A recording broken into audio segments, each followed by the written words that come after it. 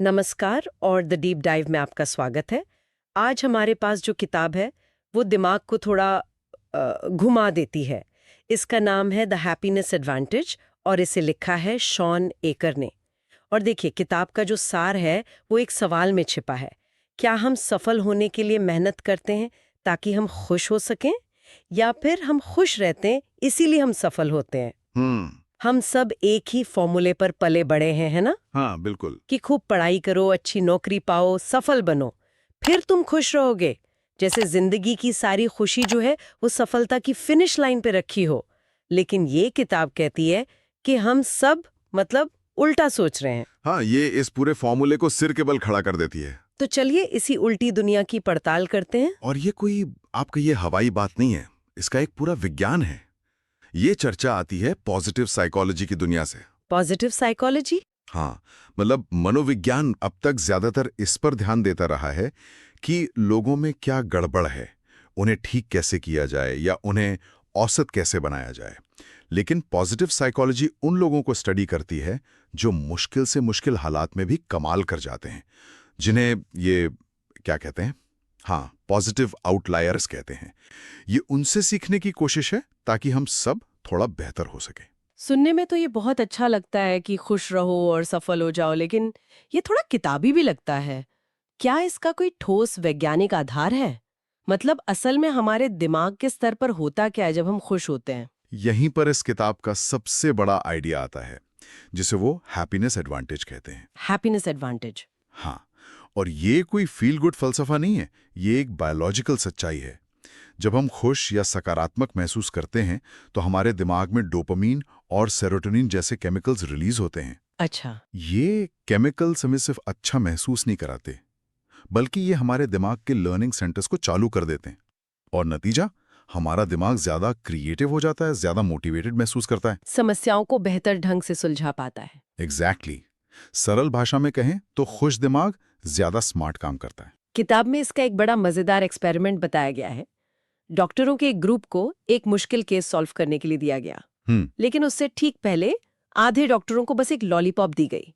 बस एक छोटी सी चीज जिससे उन्हें थोड़ी खुशी मिले। आपको क्या लगता है नतीजा क्या हुआ? सुनने में तो बहुत मामूली लगता है, लेकिन नतीजा हैरान करने वाला था।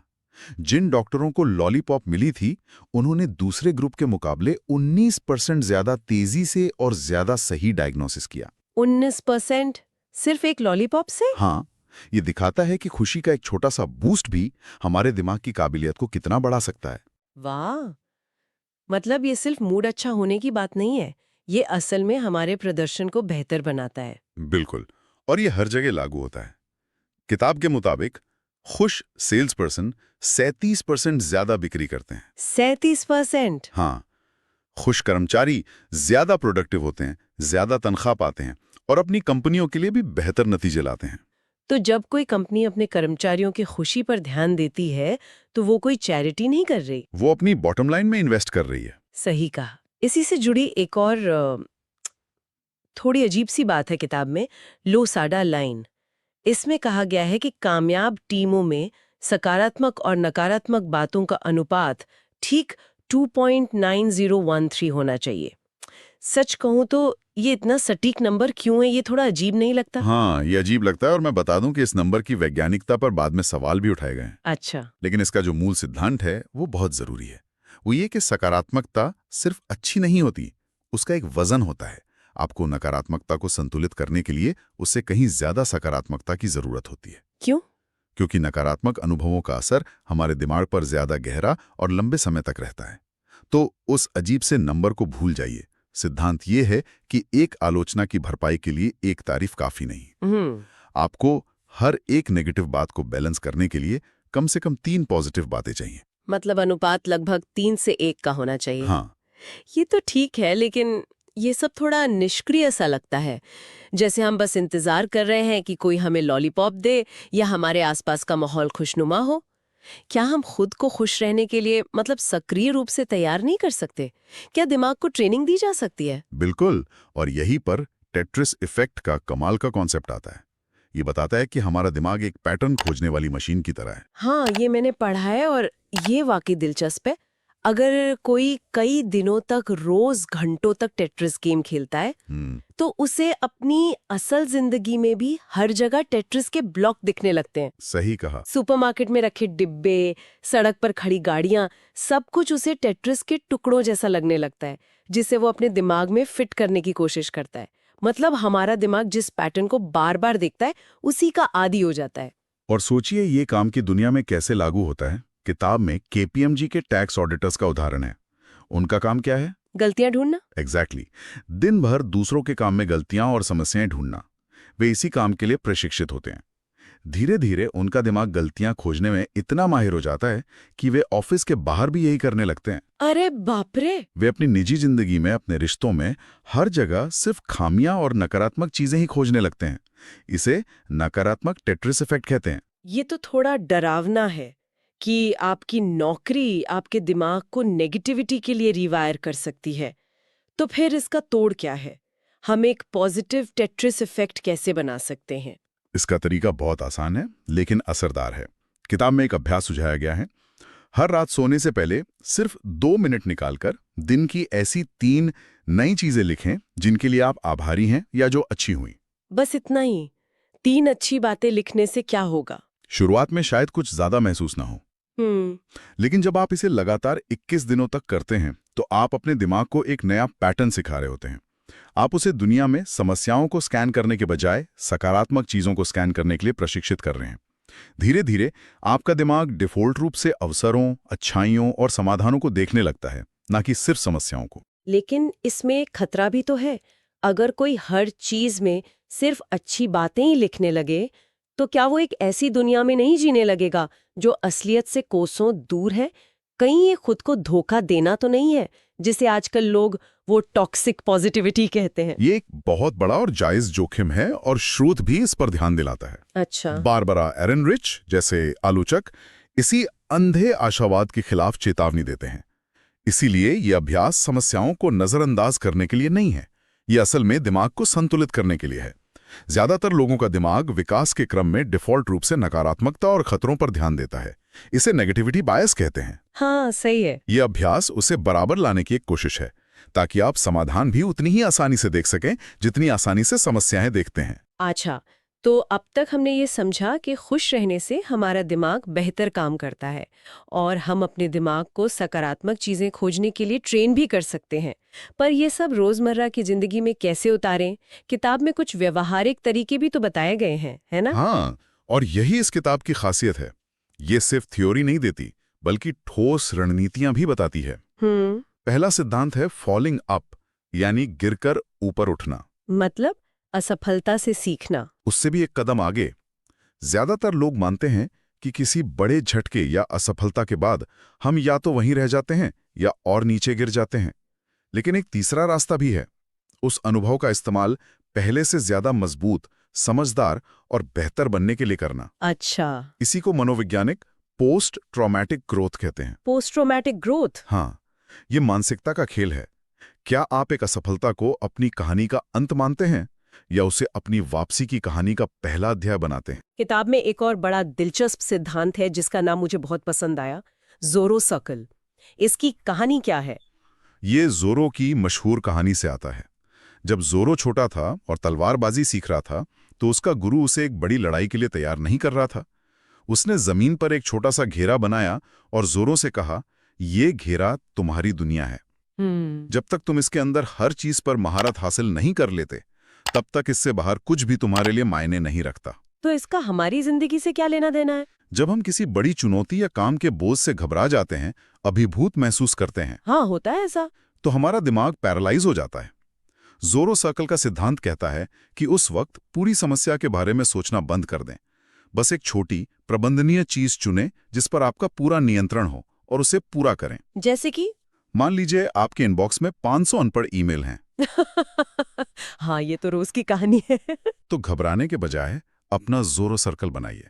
मैं सिर्फ एक सबसे जरूरी ईमेल का जवाब दूंगा। या अगर कमरा बहुत बिखरा पड़ा है तो कहिए, मैं सिर्फ अपने डेस्क का एक कोना साफ करूंगा। इससे होता यह है कि आपको नियंत्रण की भावना वापस मिलती है। एग्जैक्टली। एक छोटी सी जीत आपको आगे बढ़ने का मोमेंटम देती है। फिर आप धीरे धीरे अपने सर्कल को बड़ा कर सकते हैं। ये बहुत कारगर तरीका है। बिल्कुल, और ये हमें अगले सिद्धांत पर लाता है जो शायद सबसे ज्यादा व्यावहारिक है। अच्छा, ये अगला सिद्धांत मुझे सच में सोचने पर मजबूर कर रहा है, क्योंकि ये मेरी रोज की एक बड़ी समस्या से जुड़ा है।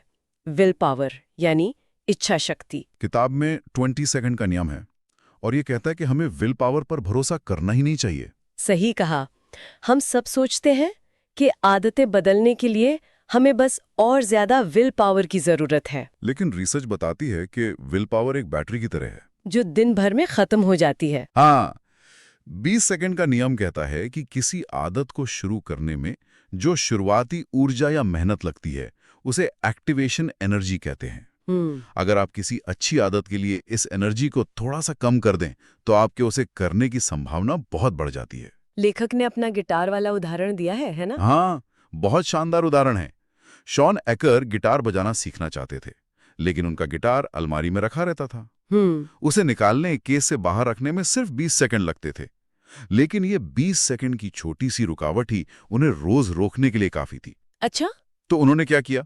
उन्होंने गिटार को अलमारी से निकालकर अपने लिविंग रूम में एक स्टैंड पर रख दिया। सामने रख दिया। हाँ, अब गिटार उठाना 20 सेकंड आसान हो गया। या और नतीजा, उन्होंने रोज अभ्यास करना शुरू कर दिया।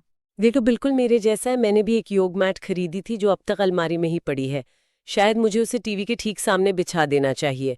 20 सेकंड की मुश्किल है। ये कमाल की बात है। इसका मतलब बुरी आदतों के लिए हमें 20 सेकंड की रुकावट डालनी चाहिए। एग्जैक्टली। अगर टीवी कम देखना है तो रिमोट से बैटरी निकालकर किसी दराज में रख दो। उस 20 सेकंड की मेहनत के कारण आप शायद टीवी चालू ही ना करें। ये छोटी छोटी रुकावटें और सहूलियतें बनाकर अपने माहौल को बदलना है, न कि सिर्फ अपनी इच्छा शक्ति से लड़ना। ये सारे सिद्धांत बहुत अच्छे हैं, लेकिन ये सब बहुत व्यक्तिगत लगते हैं। मतलब मैं अकेली बैठकर 3 अच्छी बातें लिखूं या अपना ज़ोरो सर्कल बनाऊं, दूसरों का इसमें क्या रोल है? किताब में एक आखिरी सिद्धांत है, सामाजिक निवेश, जिसे लेखक हमारा सबसे बड़ा एसेट यानी सबसे बड़ी संपत्ति कहते हैं। ये थोड़ा हैरान करने वाला है। ये शायद पूरी किताब का सबसे जरूरी सबक है। हार्वर्ड में एक स्टडी हुई जो 75 सालों तक चली। 75 साल? हाँ, उन्होंने हजारों लोगों की पूरी जिंदगी को ट्रैक किया, ये देखने के लिए कि लंबी, खुशहाल और स्वस्थ जिंदगी का सबसे बड़ा कारण क्या है। पैसा, शोहरत, करियर? नहीं, सबसे बड़ा कारण था उनके सामाजिक रिश्तों की मजबूती और गुणवत्ता। 75 साल की स्टडी का ये नतीजा है। हाँ, और ये हमारी प्रवृत्ति के बिल्कुल खिलाफ जाता है। जब हम तनाव में होते हैं या बहुत व्यस्त होते हैं तो सबसे पहली चीज जो हम छोड़ते हैं वो है हमारे दोस्त और परिवार। हाँ, सही कहा। हम खुद को अलग थलग कर लेते हैं, जबकि हमें सबसे ज्यादा सहारे की जरूरत उसी वक्त होती है। सामाजिक निवेश का मतलब है कि मुश्किल समय आने का इंतजार न करें, बल्कि अच्छे समय में ही अपने रिश्तों को सींचें, उनमें समय और ऊर्जा लगाएं। किताब में फायर फाइटर ट्रेनिंग वाला एक किस्सा है जो इस बात को बहुत गहराई से समझाता है। लेखक को एक नकली आग वाली अंधेरी, धुएं से भरी भूल भुलैया में भेजा गया था। उन्हें 2 नियम दिए गए थे, हमेशा एक दीवार के सहारे चलो और हमेशा अपने साथी के संपर्क में रहो। जैसे ही धुएं में उनका अपने साथी से संपर्क टूटा, उनकी घबराहट 10 गुना बढ़ गई। जाहिर है, उन्हें लगा कि वो अकेली हैं और खो गई हैं। सबक ये था कि संकट से निकलने का रास्ता दूसरों से जुड़ा रहता है। और यही हैप्पीनेस एडवांटेज का सार है। ये कोई अकेले में हासिल की जाने वाली चीज नहीं है। तो अगर हम इन सब बातों को एक साथ रखें तो तस्वीर ये बनती है कि खुशी कोई इनाम नहीं है जो सफलता की मंजिल पर मिलता है। ये तो वो ईंधन है जो गाड़ी को उस मंजिल तक बेहतर ढंग से पहुंचाता है। बिल्कुल। और सबसे अच्छी बात यह है कि एक ऐसा कौशल है जिसे सीखा जा सकता है, जिसका अभ्यास किया जा सकता है। हाँ, ये अंधा आशावाद नहीं है। ये सिर्फ अच्छा सोचो अच्छा होगा वाली बात नहीं है। ये अपनी मानसिकता, अपनी आदतों और अपने माहौल में छोटे छोटे जानबूझकर किए गए बदलाव करने के बारे में है, जिनके पीछे विज्ञान है और जो समय के साथ बड़े नतीजे देते हैं। तो आज की इस बातचीत को समेटते हुए हमने देखा कि खुशी एक विकल्प है, एक अभ्यास है जो ना सिर्फ हमारे मूड को बल्कि सीधे सीधे हमारी सफलता, सेहत और रिश्तों को तय करता है। ये काम करने और जीने के एक बिल्कुल नए तरीके का दरवाजा खोलता है। और श्रोताओं के लिए एक अंतिम विचार। किताब में रिपल इफेक्ट यानी तरंग प्रभाव का जिक्र है। ये विचार कि हमारी भावनाएं और हमारे काम संक्रामक होते हैं।